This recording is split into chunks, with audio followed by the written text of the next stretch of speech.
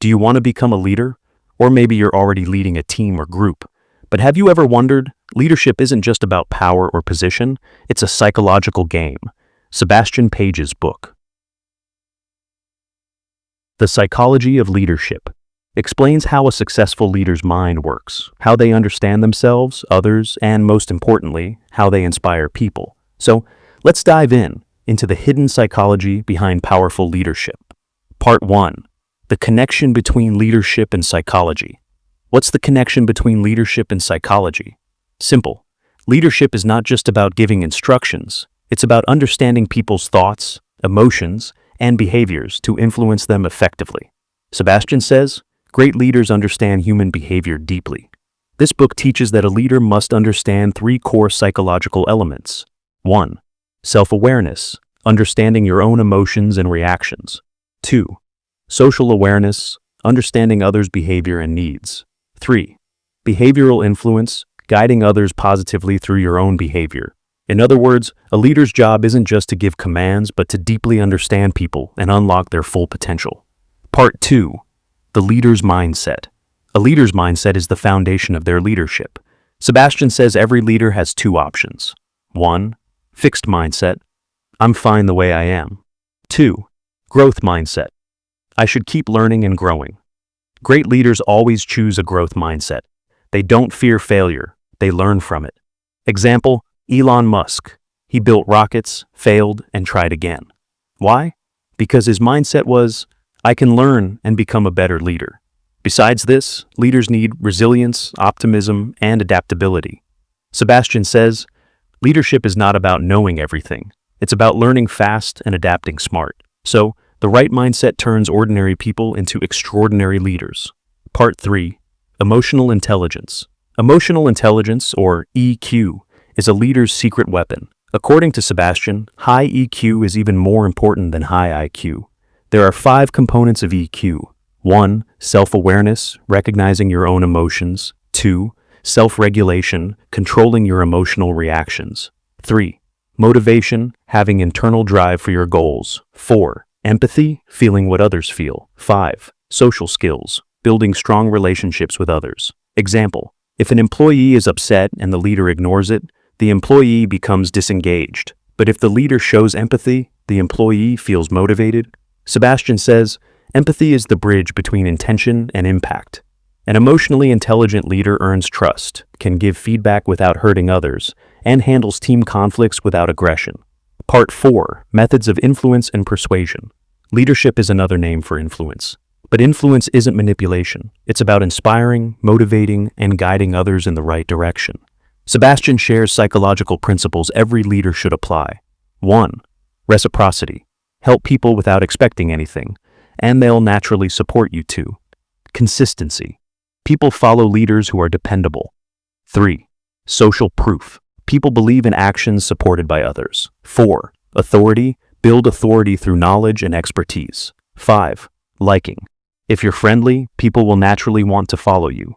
Example, Mahatma Gandhi never used force, but his honesty, consistency, and empathy inspired an entire nation. Sebastian says, influence without trust is manipulation. Influence with trust is leadership. Part 5. Team building and motivation. A great leader doesn't just get the job done. They build a strong team. Sebastian says when people feel like they're a part of something meaningful, they give their best. Psychological tools that help in building teams. 1. Shared purpose. Everyone clearly knows why they are working. 2. Belongingness. Every member feels they are valued. 3. Positive reinforcement. Good work is appreciated regularly. 4. Growth opportunities. Team members get chances to learn and grow. Sebastian says, people don't leave bad jobs, they leave bad leaders. An inspiring leader empowers their team, trusts them instead of micromanaging, and keeps them motivated. His golden rule for motivation: challenge people enough to grow, but support them enough to not break. Part 6. The psychology of decision-making. A major part of leadership is making decisions. But psychology shows that decisions aren't just logical, they're also emotional. Sebastian says leaders must be aware of unconscious biases like confirmation bias, overconfidence, or fear of loss. Smart leaders follow these steps. 1. Slow thinking, Don't rush decisions, analyze first. 2. Group input. Don't rely only on your view, get the team's perspective. 3. Risk calculation, understand the risks of every decision. 4th, scenario planning. Think through best case and worst case outcomes. Example, Steve Jobs made bold decisions, but only after understanding intuition and market psychology. Sebastian says, leadership decisions shape lives, so think deeply, not quickly. Part 7, conflict resolution and feedback. Wherever there's a team, there will be conflicts. A leader's job isn't to avoid them, but to manage them effectively. Sebastian suggests the 3 C's of conflict resolution. 1. Calmness. Stay calm during conflicts. 2. Clarity. Define the problem clearly. 3. Collaboration. Work together to find a solution. Feedback is also an art. Sebastian says, good leaders give feedback that fuels growth, not guilt.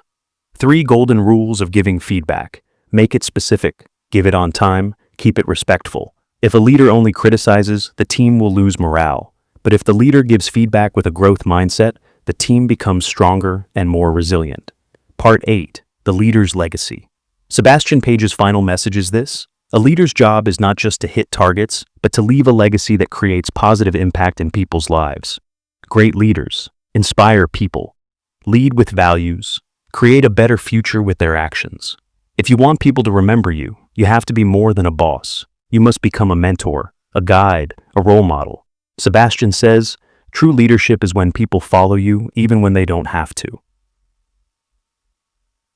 Leadership is about creating something meaningful that lasts beyond your presence. So, friends, this was the complete summary of The Psychology of Leadership. We explored how a leader's mindset, emotional intelligence, influence skills, team-building ability, and decision-making style define their success.